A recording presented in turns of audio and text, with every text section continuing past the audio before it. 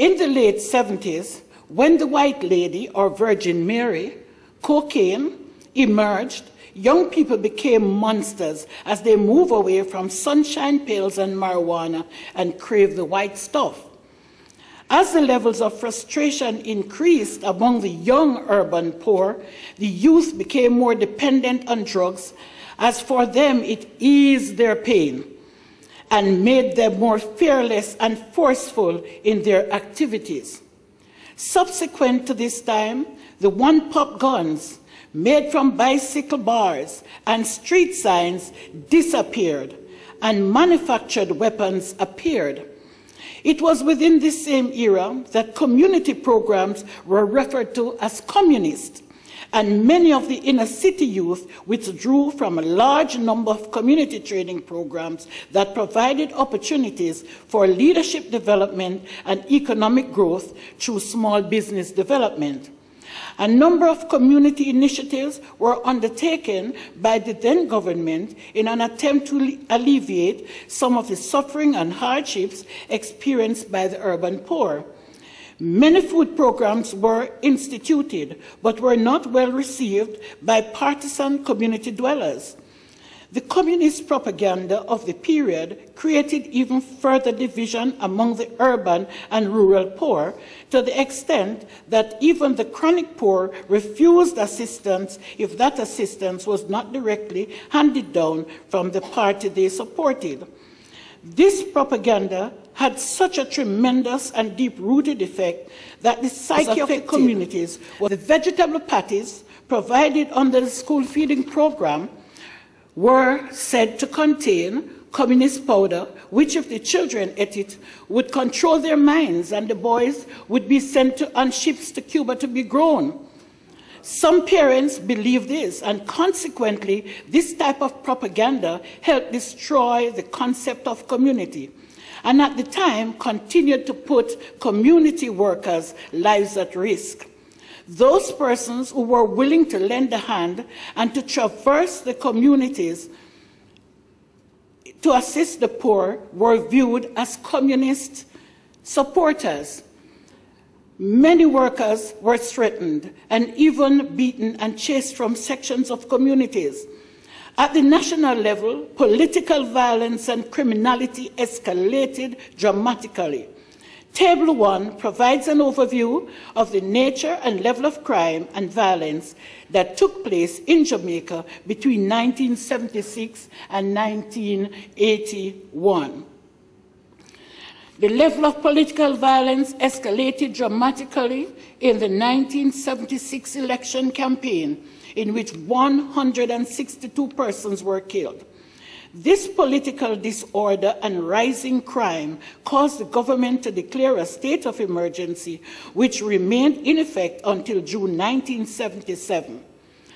By 1979 to 80, the level of violence escalated, leaving 943 persons dead, including a member of parliament.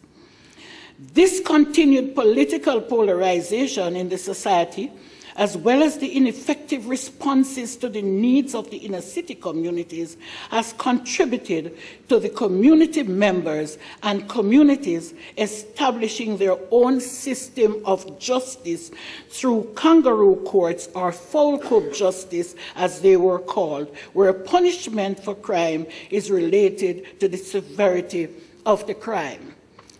Foul court justice was a term used by communities in Grand Spain at the time. That is what they would call their justice. It's actually a court where if you commit a crime, you would be brought to that court and you will be judged by your peers, and the punishment will be issued. Be it water and crackers for the day, but you will be punished.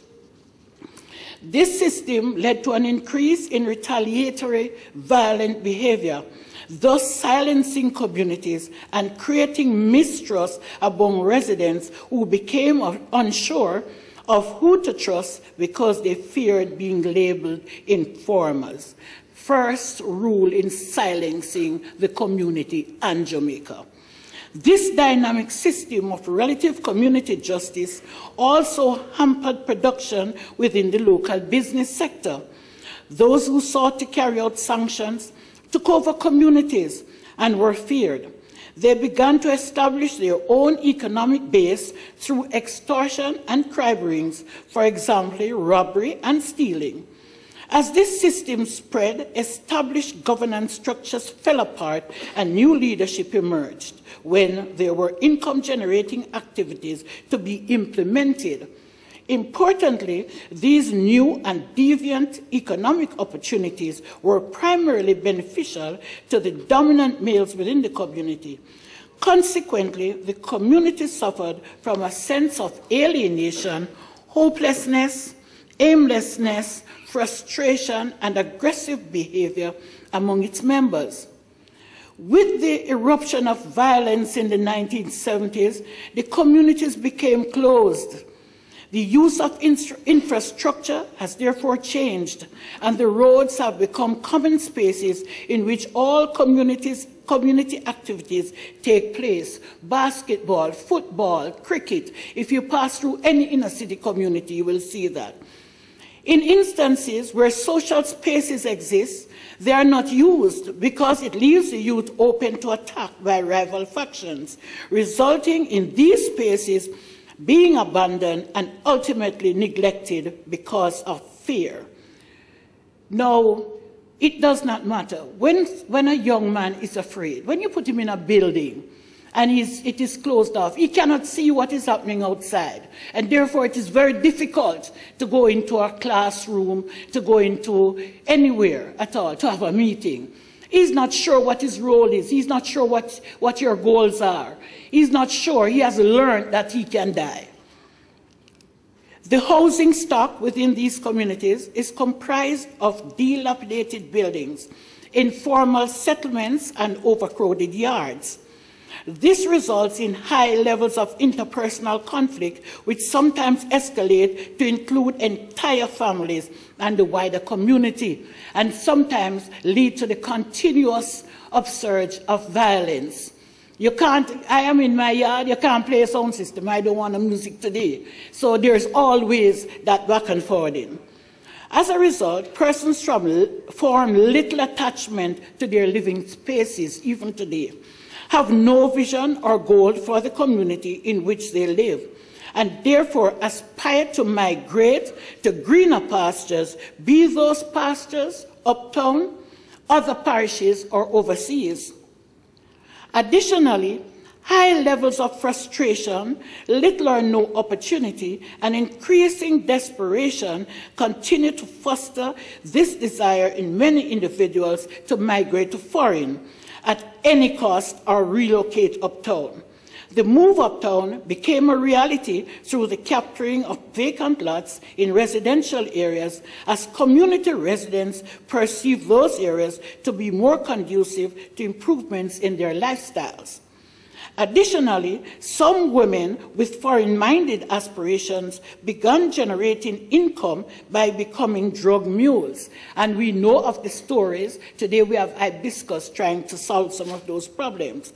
While some men armed themselves with icy mint, sweets, crackers, and water in order to stow away in the body of freight liners that docked at the Kingston Harbor. And I tell you a little story. A young man went into one of those, and he said he went down in the engine room with his crackers and water, and he thought the freight was going to New Orleans. However, when it stopped at a port, he came off. And he said it took him 10 days walking through forest. He didn't find his way. And he saw a man who didn't speak any English, but somebody interpreted and said, "No, you're in Honduras." He was totally disoriented. He was deported back to Jamaica and remained in the central lockups for a good time. He's now dead. But he went into the hospital and he spent 6 months suffering from dehydration. The push was so great at this time. Every day at Grace and Staff, people come for crackers, water, ice mint, because they need to get out of this country. This led to women and men becoming illegal residents in foreign countries as they would run off after completing their task. while others would use the proceeds of their activities to purchase houses outside of their community or uptown. Those who chose to remain in the community sought to create viable social and economic options through buying and selling both legal and illegal goods, and preying on the most vulnerable of persons while using fraudulent documents to solicit help from business places for non-existent sporting activities, supposedly for the young, and to help the elderly.